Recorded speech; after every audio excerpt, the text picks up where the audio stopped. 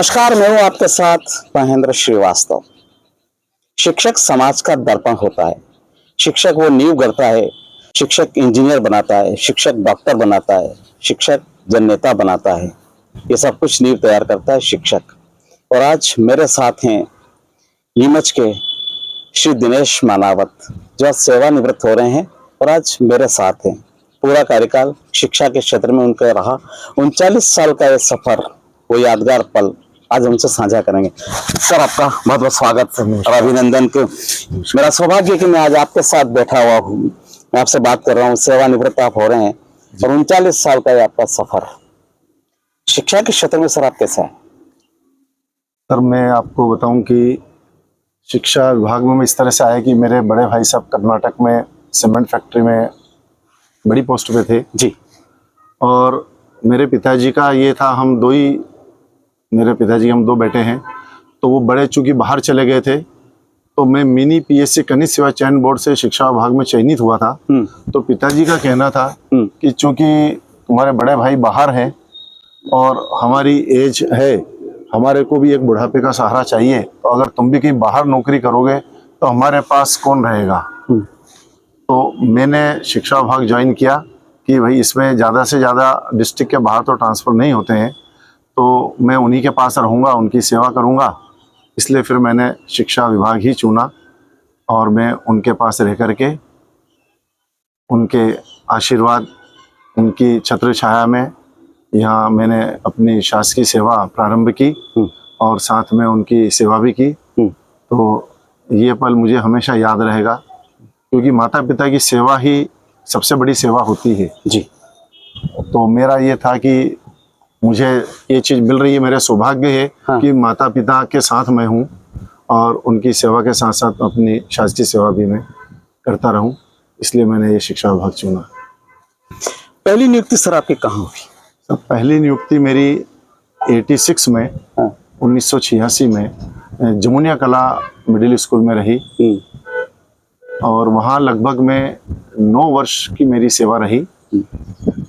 उसके पश्चात मेरा वहाँ से स्थानांतरण नीमच में बघाना मूलचंद चौधरी शासकीय हाई स्कूल बघाना में हुआ और लगभग 20-21 वर्ष में वहाँ रहा।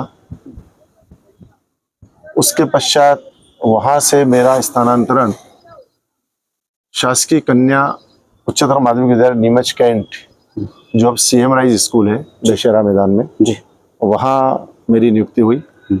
वहाँ भी मैं लगभग 3 वर्ष रहा।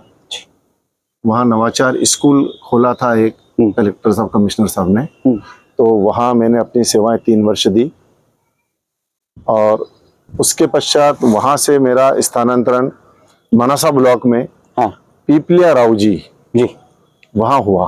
तो वहाँ भी मैंने अपनी सेवाएं लगभग 3 वर्ष दी और उसके पश्चात ऑनलाइन ट्रांसफर की पॉलिसी शासन की प्रारंभ हुई, तो उसमें मेरा स्थानांतरण ऑनलाइन में भरभड़िया नीमच से लगभग 8 किलोमीटर दूर है जी, वहाँ स्थानांतरण हुआ और वहाँ लगभग 1.5 वर्ष की अवधि मेरी वहाँ रही सेवा की। और उसके पश्चात फिर प्रमोशन हुए, उच्च पद प्रभार की प्रक्रिया शासन की चालू हुई, तो उसमें उच्च पद प्रभार में मेरा प्रमोशन भोलियावास हुआ और लगभग 1.5 वर्ष का कार्यकाल मेरा भोलियावास रहा और 31 जुलाई 2025 को मैं सेवा से निवृत्त 39 साल हो रहा हूँ। लगभग इस तरह से मेरा टोटल जोड़ा जाए तो 39 वर्ष की सेवा मेरी आपकी हो गई। 39 वर्ष पूरे नीमच जिले में सर आप रहे? पूरी नीमच जिले, पूरे सर्विस आपकी यहाँ पर रही जी।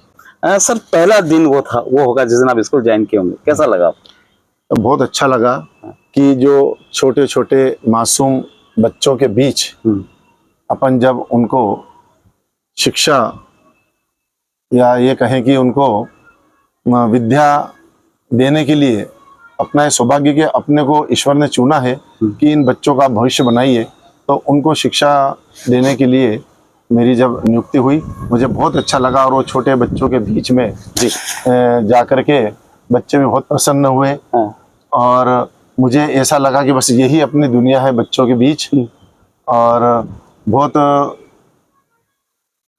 उसके साथ मैंने अपना पूरा जो मैं दे सकता था जी उसके साथ मैंने पूरी लगन और मेहनत परिश्रम के साथ उन बच्चों को मैं जितना दे सकता था मैंने दिया। और आज मेरे पढ़ाए हुए 3-4 स्टूडेंट्स तो यहाँ वकालत कर रहे हैं जी कोर्ट में, और कुछ बाहर सर्विस में चले गए। एक बालक जो था वो 6-7 क्लास में मेरे पास था, तो वो गाने भी बहुत अच्छे गाता था, गायक भी था और पढ़ाई में भी बहुत अच्छा अव्वल था।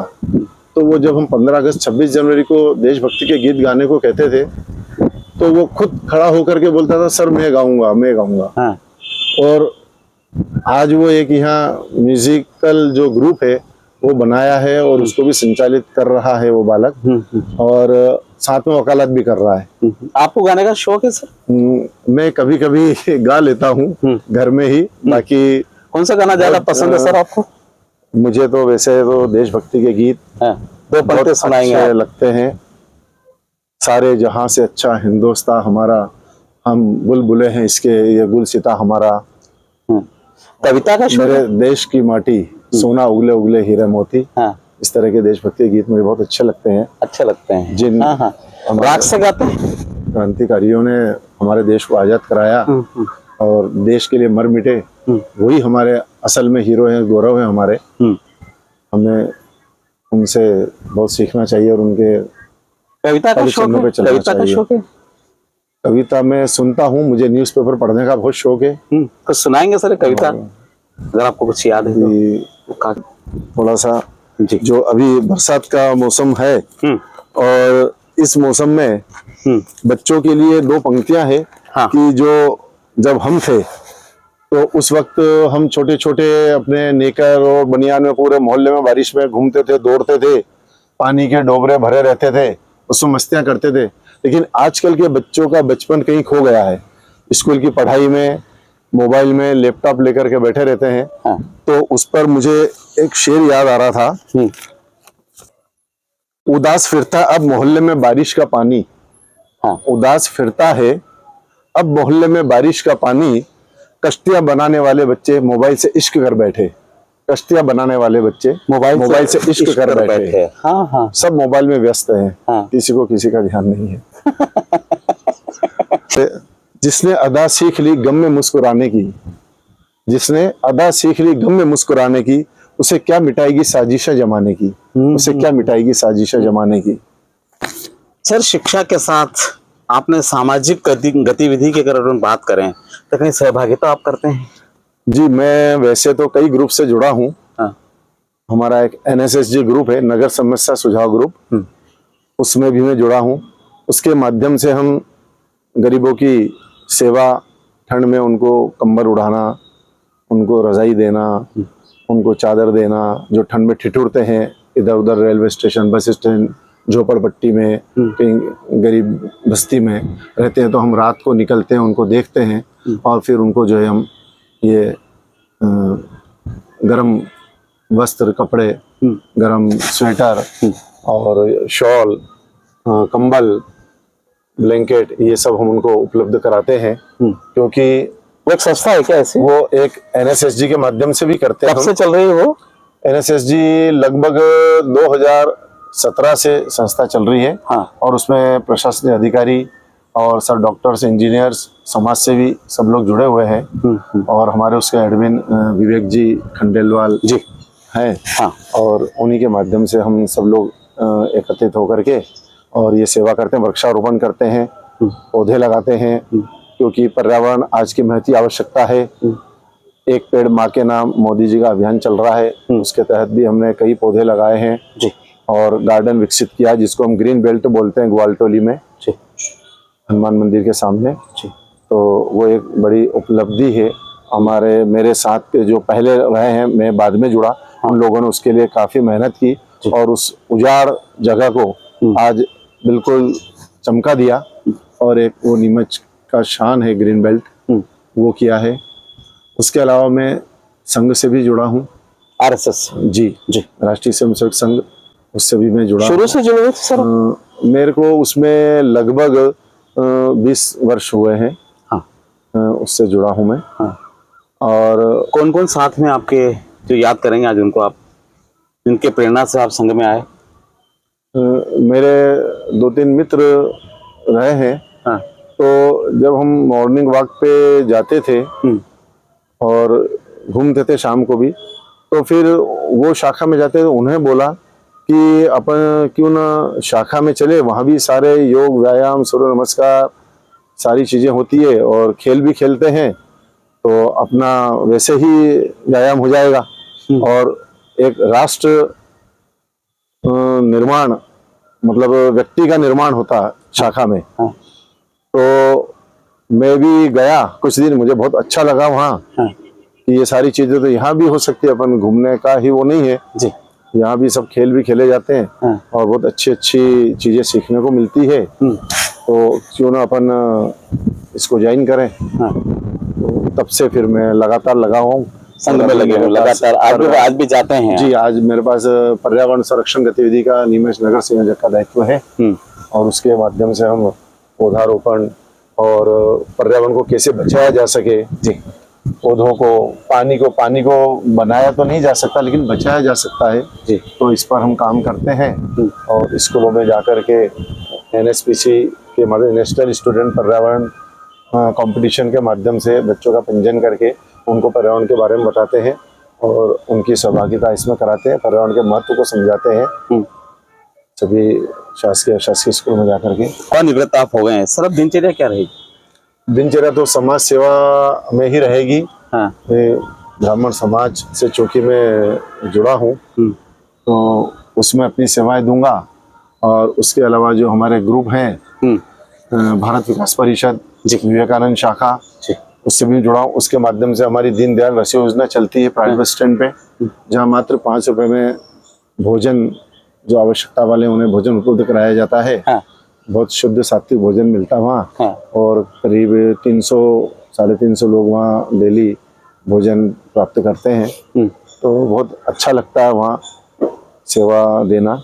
हाँ। तो ऐसे ही विभिन्न संस्थाओं में सेवा भारती वगैरह जो भी हैं, इनमें सब में जितना बनेगा सेवा देंगे और धार्मिक संस्थाओं में सामाजिक संस्थाओं में लगे रहेंगे। ईश्वर जितना चाहेगा अपन करेंगे। सर शादी कब हुई, सर्विस से पहले या बाद में? मेरी शादी सर्विस के बाद मेरी शादी हुई। 89 में मेरी शादी हुई और 86 में नियुक्ति मेरी प्रथम हुई थी। हाँ। तो उसके आफ्टर 3 वर्ष बाद मेरी शादी हुई। कैसे पसंद किया मीना जी को आपने? उन्होंने आपको किया, आपने उनको किया, वो कुछ बताएंगे? एक्चुअल में मेरा ससुराल शाजापुर है जी, और वहाँ का ऑफर आया था मेरे पिताजी के पास। तो मेरे पिताजी ने बोला कि भाई तुम जाओ देख लो पहले। हाँ। हमारा तो देखा हुआ घर बार। तो मैं और मेरे एक साड़ू जी हैं जो शुजालपुर में रहते हैं जी, उनके साथ में गया, वहाँ देखा और बैठ के बातचीत की। तो वो भी मेरे जैसी ही समाज सेवी और स्काउट गाइड में भी राष्ट्रपति गाइड रही, हो गेम्स में भी रही और पढ़ाई में भी अच्छी थी, घर बार सब अच्छा था। तो उन्होंने यस की, तुरंत मैंने भी यस कर दी। इस तरह से हम 21 मई 89 को विवाह बंधन में बंध गए और ईश्वर की कृपा से निरंतर आज तक। बच्चे क्या करते हैं सर? बच्चे क्या करते हैं? मेरा बड़ा बच्चा इलेक्ट्रिकल इंजीनियर है। कहाँ पे? वो बड़ौदा में है। हाँ। गुजरात में। उसने GSITS से BE किया था। हाँ। Electrical engineer first class honours किया था उसने। उसके बाद उसका कैंपस सिलेक्शन हो गया था, तो वो 2014 का पास आउट है और बड़ौदा GE कंपनी है उसमें इंजीनियर है।